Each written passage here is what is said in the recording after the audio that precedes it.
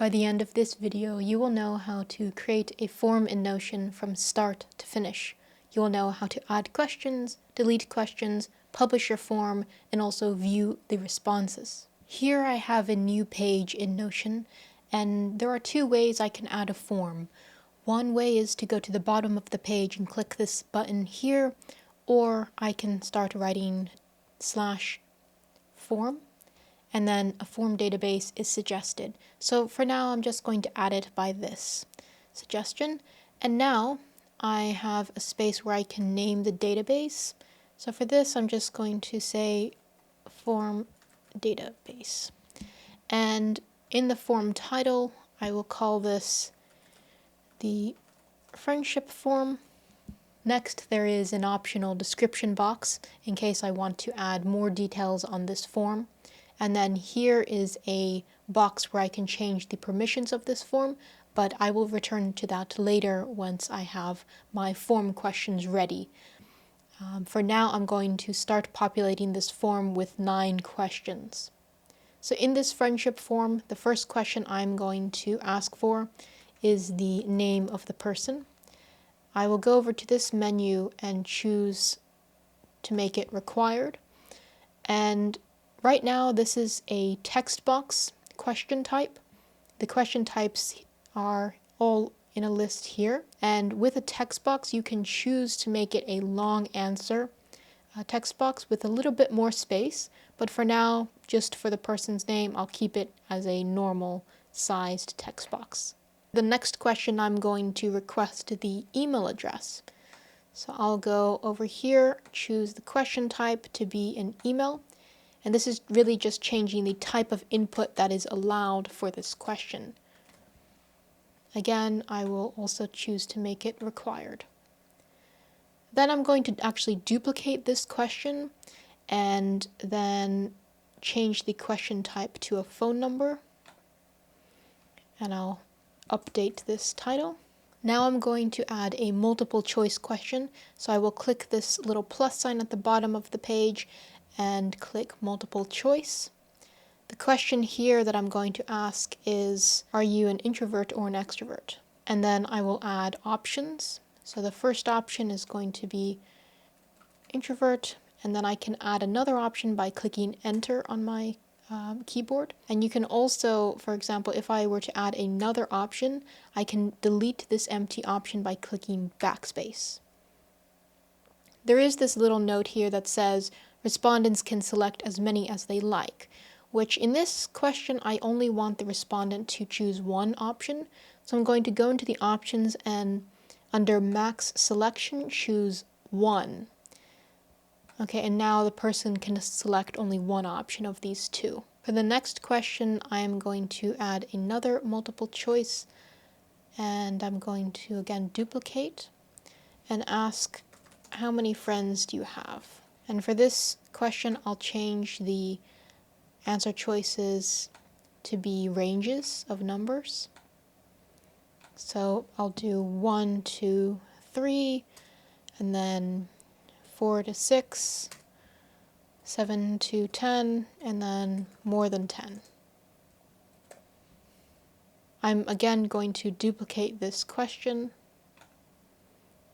and ask, what are your 3 favorite topics to learn about? And I'll make this question required. Okay, and then for this one, I actually want the respondent to choose up to 3 options. So I'm going to go over here and choose the max selection is equal to 3. And then for my options, I'll go ahead and update this to certain topics, and so on and so forth. In the next question, I'm going to ask, what are your principles for a strong friendship? So I will choose to make this a text box. I'll make it required, and I will also make this a long answer text box. My next question is, where do you publish your work online? And for this question, I will choose a URL question type. I also will add a description just for a little bit of instruction. For my final question, I'm going to ask, when are you available to meet? And for this question, I'm going to select the date question type. Speaking of required questions, I'm going to go ahead and apply that to the other questions in this form as well.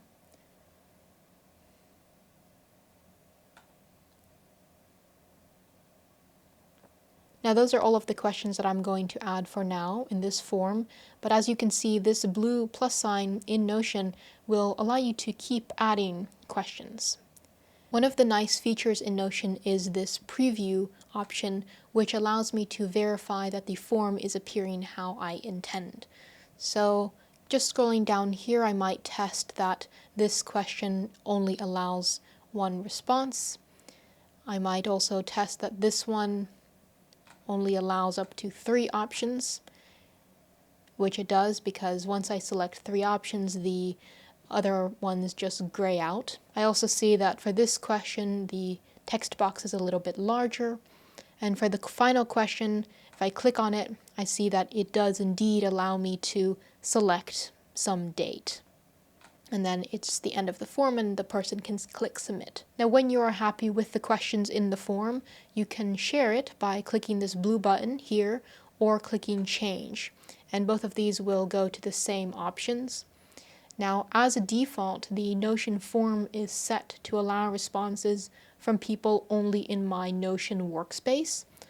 But if I click this, then I have the other options to make it public or to close the form so that it does not accept any responses. Now currently at the default, I do have the option to turn on anonymous responses or turn that off. But notice that once I make this a public form, the anonymous responses option is automatically turned on. Okay, so that's why it's important to capture either a name or an email address if you want to track or be able to contact the person who filled it out. Okay, and then other options in this is that you can share the form by embedding it, and here's the code to do that. And you can also turn off the Notion branding, at least in the plan that I have. And then finally, at the very bottom of this little menu is the link to share your form. So you can just copy that and then paste it onto your social media or onto your website. As you will notice in Notion forms, it will always tell you quite clearly what the permission status is on that form. So right now it's really making it clear that this form is public. If I were to change it to closed, it would also notify me quite clearly that that is the case. So you should be in no doubt whether the form is open to responses or closed. Once you start to receive responses from users, Notion has this nice feature where all the responses are going to be managed and organized in a database. So you just go up here to this tab, click Databases, and for our purposes, I'm going to make this a full width page. You will notice that if you scroll to the right, you see all of the form questions. And so once a person fills out a response, maybe this is response 1, then you will actually be able to open this as a page, view all of the responses vertically, and then add any additional relevant notes below. Now returning to the form builder, you will notice that clicking on the menu options of a question, you see this sync with property name. So this is toggled on by default, and this just means that when it's toggled on, if I were to change name to, let's say, full name, the property name in that database that I was just looking at will update to match full name. So this is just syncing. Now you can of course toggle this off if you would like, so that when you change this to, let's say first name, then the database will actually just remain as name. But I like to keep the sync with property name toggled on just because it avoids confusion and chaos later. Furthermore, if you go to the question options, you can see that you can move the question up or down. You're also able to delete it here. And you're also able to see the linked property. So this just means when the person fills out the email in this form, where or which property is going to be completed at that stage. But if I wanted to change it, then I could also do that. If you click it, then you can choose another property type. Another way to move the questions in the form besides just clicking that up or down button in the question options is simply to click the question until it has this blue highlight around it, and then to kind of hover over it until you see this hand, the cursor turn into a hand, and then you can just move it down or up as you wish. And so this is how you can build your own forms in Notion, keeping all of your work in one place. And if you like these videos where I build something from start to finish, I also have another video where I created a complete travel plan.